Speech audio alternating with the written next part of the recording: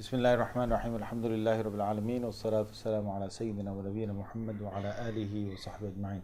Assalamu alaikum wa rahmatullahi wa barakatuh. Brothers and sisters, we come to another session of analyzing the lives of the Prophets alayhim salatu wasalam, and we're on a third session of Yusuf alayhi salatu wasalam. Now, we're at the point of ayah number 15 of Surah Yusuf. And Yusuf alayhi salatu wasalam has been placed in the well. He's in a bucket, he's been lowered down, it's very cold down there, it's dark down there, and most likely they did this while the daylight still was around or just about to diminish. So that when the travelers are, because normally travelers will travel by in the daytime, people don't come by then at the night time to get something from the well. It's quite dangerous out there to be there, let alone to go to a well and try and take some water out. So they would have done this at the last part of the day or just after Maghrib, when the sun is about to set, when they know that there's no other people, travelers that are going to go by. They put him into the well. Now, it's a very risky time, because normally those people who look after sheep and who are shepherds, they know that, and anyone who takes a herd of animals out there, any farmer, any shepherd knows you have to bring them back before the sun sets. Why? Sorry? There's no light. You've got to bring all those sheep back without any light. And what's the danger? Wolves. You've definitely got a problem of wolves at that time. Now, normally their timing would be fine to get back home. And anyone who is a shepherd out there would know that by Asr time, after Asr, definitely before Maghrib, you're heading your way back home, and before the sun sets, you must be back in your residence. This was a normal case every day for these brothers when they went out there with their sheep and came back. Number one was that if they had dumped Yusuf alayhi salam there at Asr time, there is a great likeliness that somebody would come by and take him out. And if they take him out during the daytime, all they need to do, Yusuf alayhi salam himself could probably get out of the trouble, or something could happen. Right, where there could be, it won't be very far that the brothers have left, and Yusuf could come out and say, look, there's my brother, there's the people who just dumped me there, please, or believe me and do something. That could be the case. There's also a risk that the brothers just leave him there and they won't be able to go far enough before he gets some help. So they need to execute this by the night time. There's also another big risk, which is, if they did it in the daytime and they manage to come back home when the daylight is still out there, then the father can go out and the father can call out to his Yusuf, and wherever he would be, Yusuf alayhi salam could start saying, dad from the well, and his father could hear him.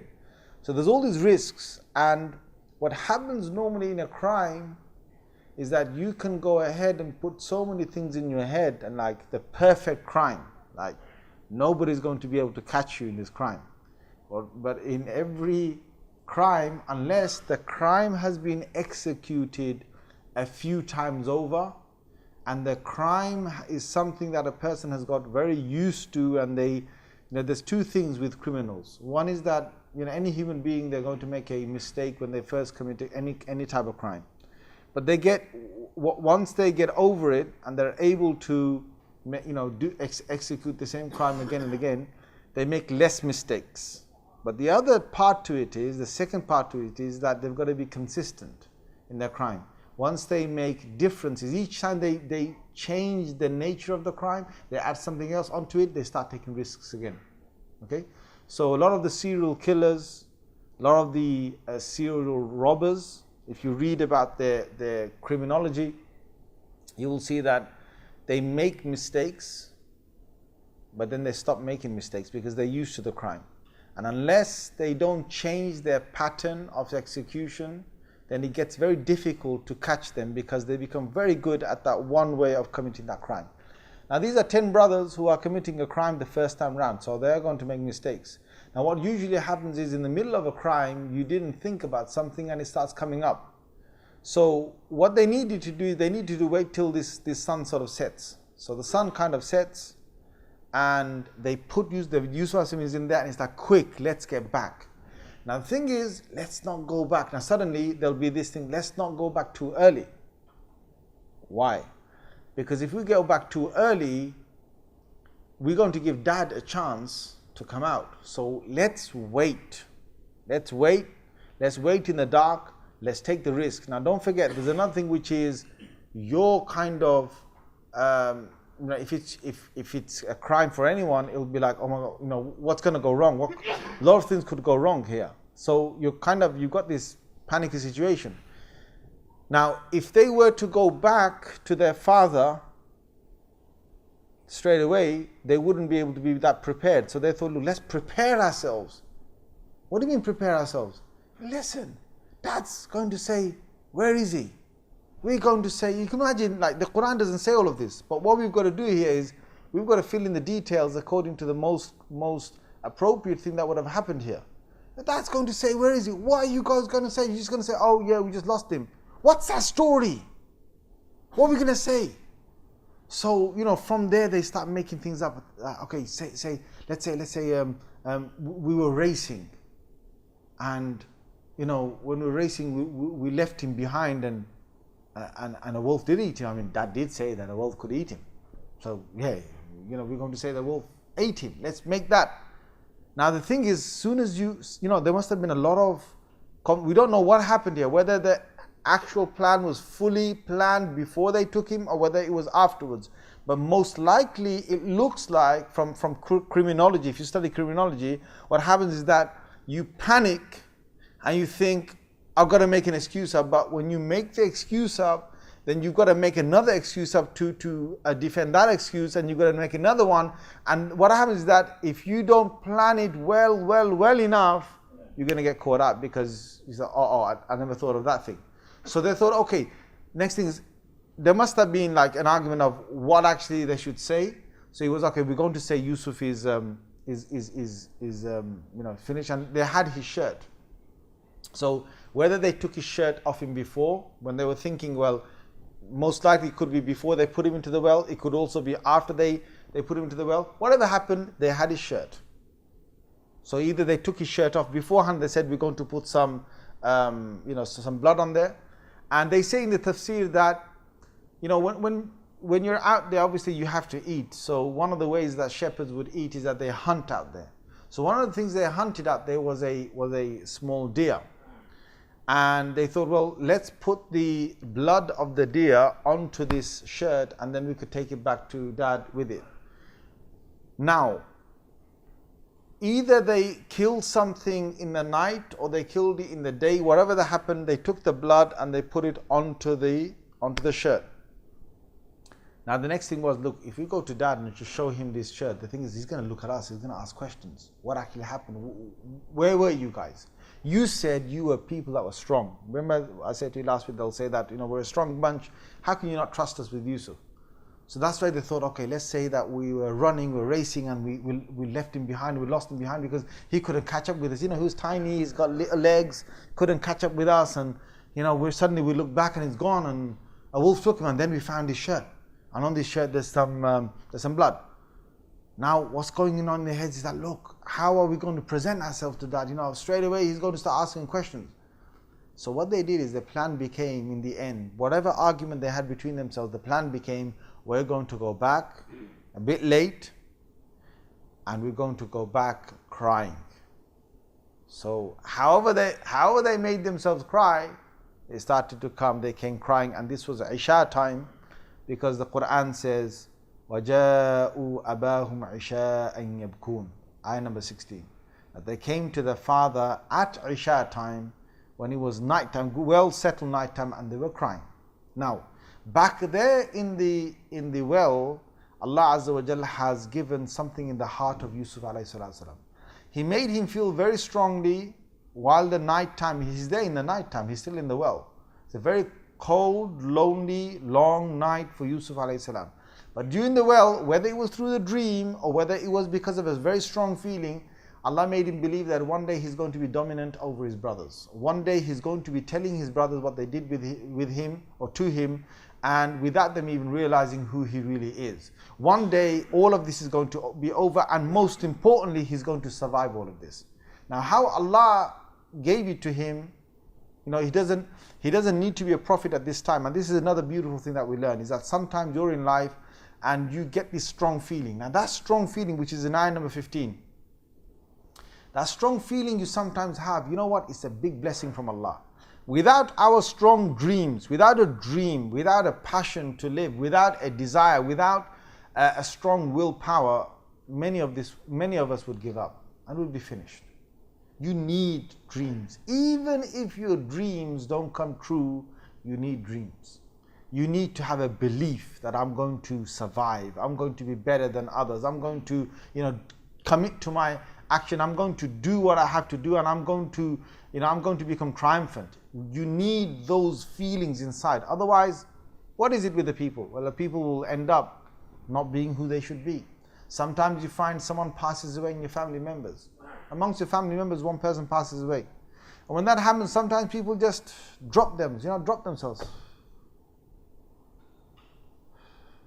And the worry, and think, if you just drop yourself and you don't become active and you don't have that thing to live on, and it's a very close person, it could be your husband, could be your wife, could be your very close brother sometimes, it's like you just sit down and think, what's the point of life? Now if you get that feeling inside your head and you just drop yourself down, then your whole body will get affected by it. You will eat less, you will not sleep well, you will not be the same, you won't be talking to people as well, and your whole mood and attitude, everything changes, right to the extent that you just become like a vegetable. You almost kill yourself off. Now the same people, they revive themselves after, let's say, 4 months have gone by, 1 year's gone by, 2 years gone by, they suddenly think, well, you know what, life is not that bad. And when they bring themselves up, you know what, I'm going to survive this, I'm going to live through this. When you bring that, you can go through it. Sometimes people pass away and they don't allow them, the person who's alive doesn't allow himself to put himself down. He kind of thinks, you know what, it's okay, I'm going to put my head up, I'm going to go through this.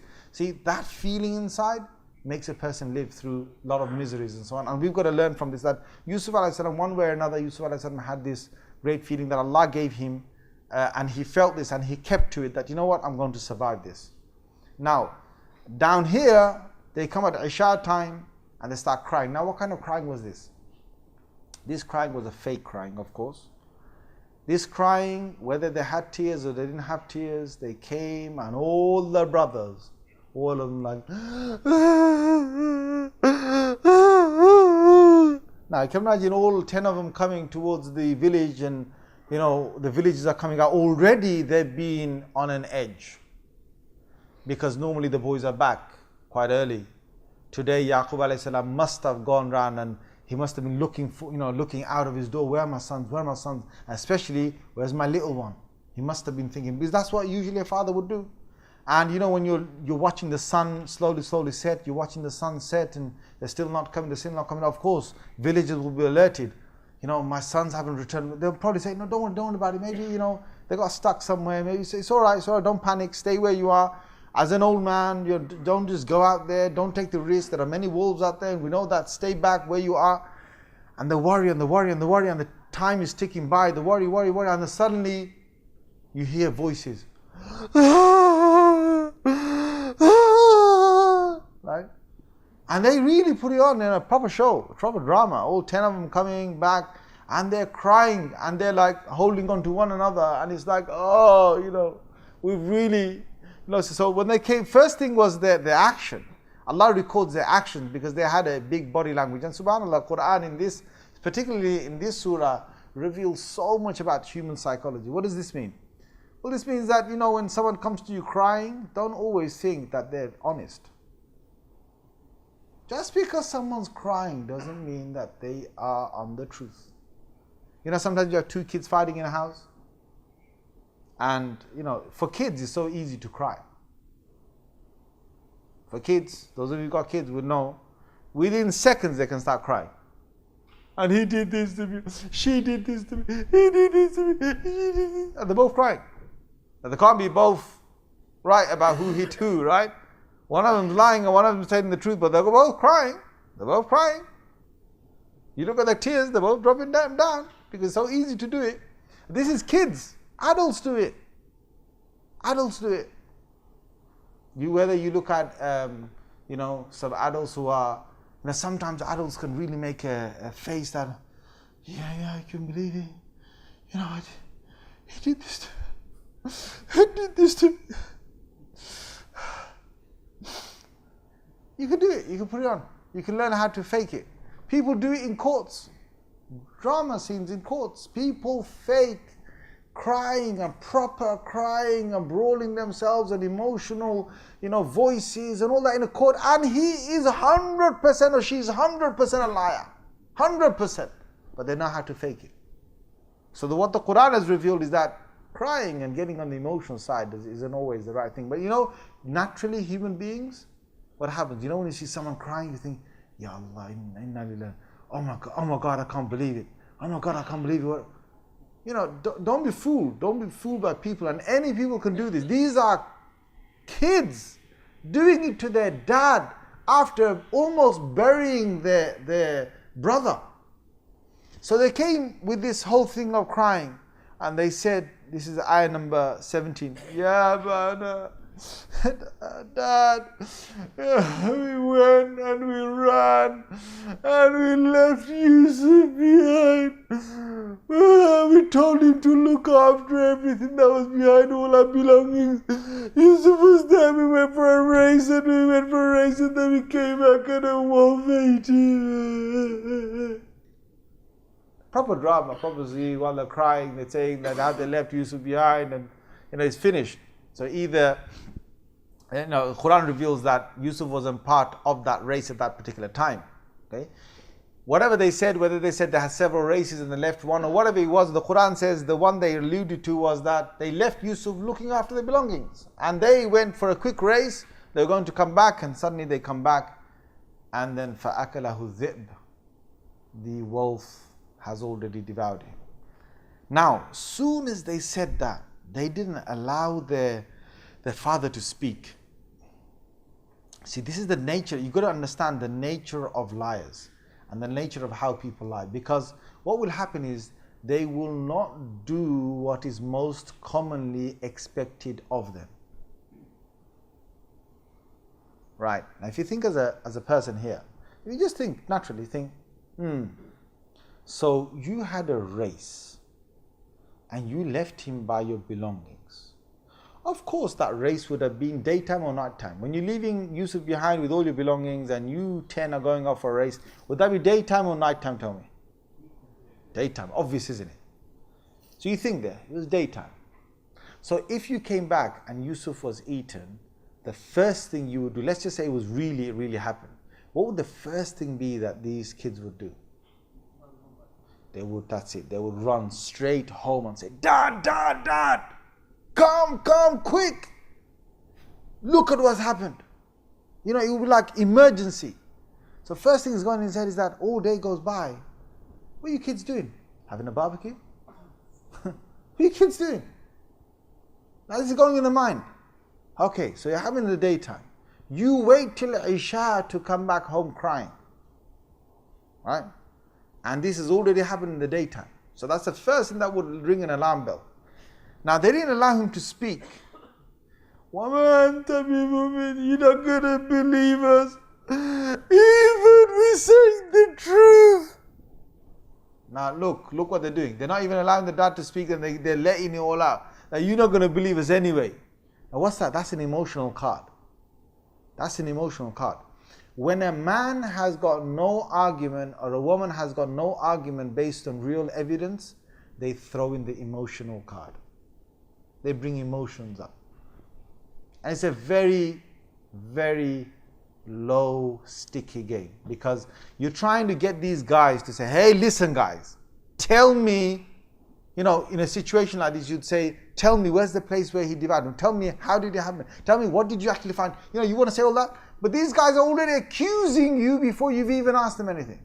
That's what happens in a situation where people are trying to cover it up.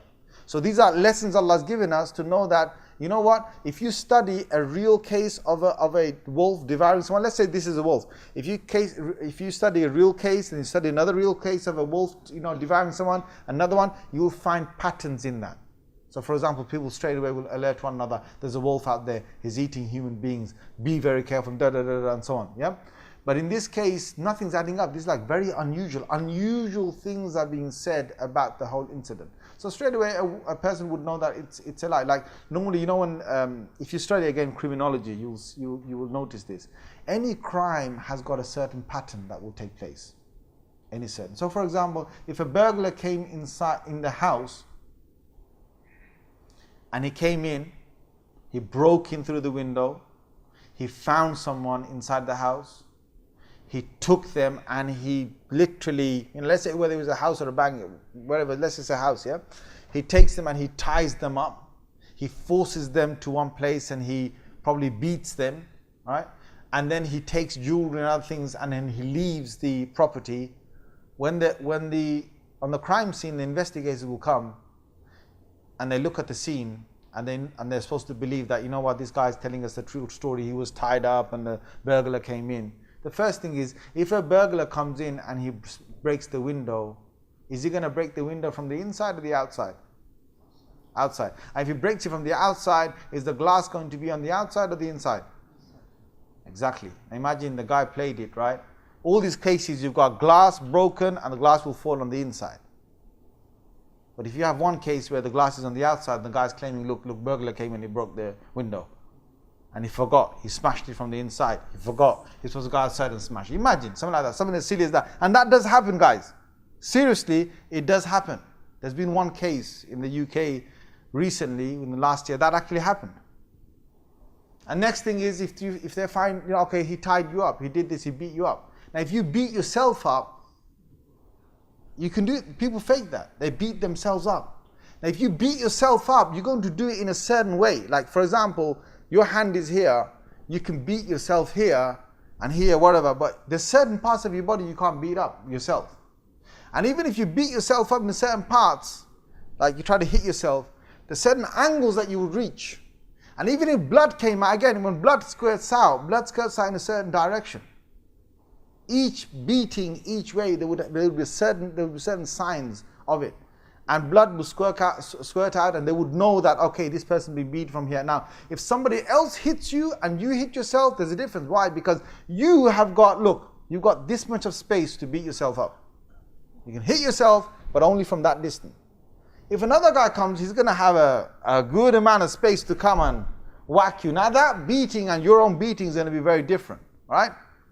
And even when you beat yourself up, you can't beat yourself up that badly, you know what I'm saying?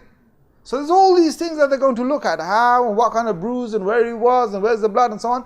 Yaqub alayhi salam, he's being presented with another thing. They give him his whole clothes and say, look, we found his shirt and look at his shirt. So he took his shirt out. They've all come, look, they're crying, they're all emotional. They're accusing the dad that he's not going to believe them. They've got a whole story of them, running and they left Yusuf behind and all these things going on in his mind that happened in the daytime. Where were you guys all day? And then they give him his shirt on top, right? And this is where they get caught. I said, you break the glass, you forgot to break it from the outside. They gave him the shirt and then straight away, Yaqub alayhi salam said, oh, so, whoa, what a smart wolf that was.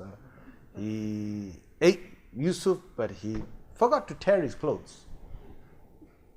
Now, you planned everything and you mucked up the main one. You mucked it up. Now, normally what happens in criminology is that they will find something that doesn't add up.